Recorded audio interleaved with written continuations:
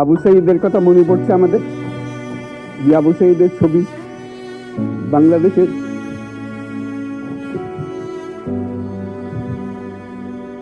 ছাত্র আন্দোলনের প্রথম শহীদ আবু সাইদের নাম মুখে আসতেই কণ্ঠ ভারী হয়ে আসে প্রফেসর ইউনূসের। কেউ ভুলতে পারবে না। তরুণ প্রজন্মের অনুরোধে অন্তর্বর্তী সরকারের প্রধান উপদেষ্টার দায়িত্ব নিতে দেশে ফেরেন তিনি। দুপুরে শাহজালাল আন্তর্জাতিক বিমানবন্দরে তাকে স্বাগত জানায় এই প্রজন্মের অগ্রনায়করা। সঙ্গে ছিলেন তিন বাহিনী প্রধান সহ রাষ্ট্রের উচ্চ পর্যায়ের কর্মকর্তারা।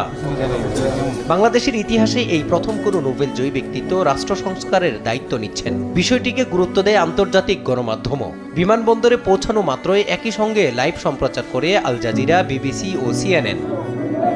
মাতৃভূমিতে পা রেখে আন্দোলনকারীদের প্রতি কৃতজ্ঞতা প্রকাশ করেন অধ্যাপক ইউনূস। বলেন, যারা পুনরায় স্বাধীনতা এনে দিল তারাই পারবে দেশটাকে নতুন করে সাজাতে। আজকের তরুণ সমাজকে বোঝানো যে এই দেশ এটা তোমার।